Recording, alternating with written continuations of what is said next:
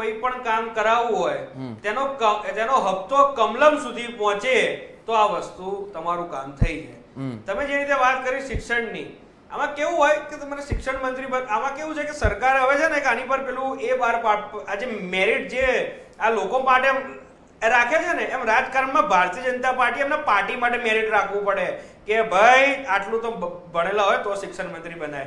10 pass 11 pass 12 pass વાળા શિક્ષણ મંત્રી ના બનાવાય, નહીતર એ બહુ મોટો IIM માં ભણીને બહુ મોટો કોઈ જગ્યાએ જોબ કરતો હોય કાં એનું સ્ટાર્ટઅપ ચલાવતો હોય. બરાબર, જે રીતે વાત કરી આ ભારતીય જનતા પાર્ટીની એક નીતિ જ આવી છે. કારણ કે આમાં કેવું છે કે આની પહેલા જયારે વિજયભાઈ રૂપાણી જયારે મુખ્યમંત્રી હતા ત્યારે પણ કહેતા હતા, અને બીજા ઘણા મુખ્યમંત્રી કહે છે કે સરકાર જે છે તે સરકારના અધિકારીઓ ચલાવે છે, સરકાર નથી ચલાવતી. સરકારના અધિકારીઓ આવે, સાહેબ એ સહી કરી આપો, એ સરકારના એને નેતાઓ સહી કરીને આપી દે. એટલે બીજું કોઈ નિયમો કોઈ બી લેવાના હોય એ સરકાર નથી લેતી, સરકારના અધિકારી લે છે. કારણ કે આમાં વાત એવી થાય કે જ્યારે ભૂપેન્દ્રભાઈ જે મુખ્યમંત્રી છે, આવા ઢીલાઢસ માણસો પહેલી વખત ચાલે જ નહીં.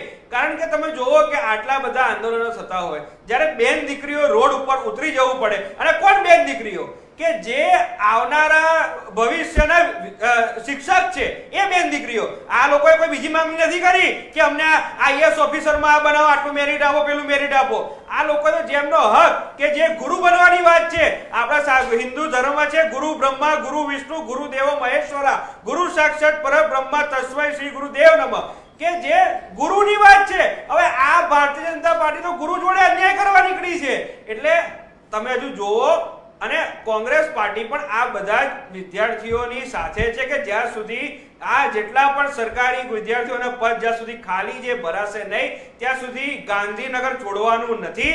અને સમય પડશે, જરૂર પડશે તો ગાંધીનગર વિધાનસભાનો પણ ઘેરાવ કરીશું, અને સાથે ને સાથે CN ના કાફલા રોકવા પડે, કાળા વાવટા બતાવવા પડે, તો વિદ્યાર્થીઓ માટે કોંગ્રેસ બસ વિદ્યાર્થીઓની સાથે છે.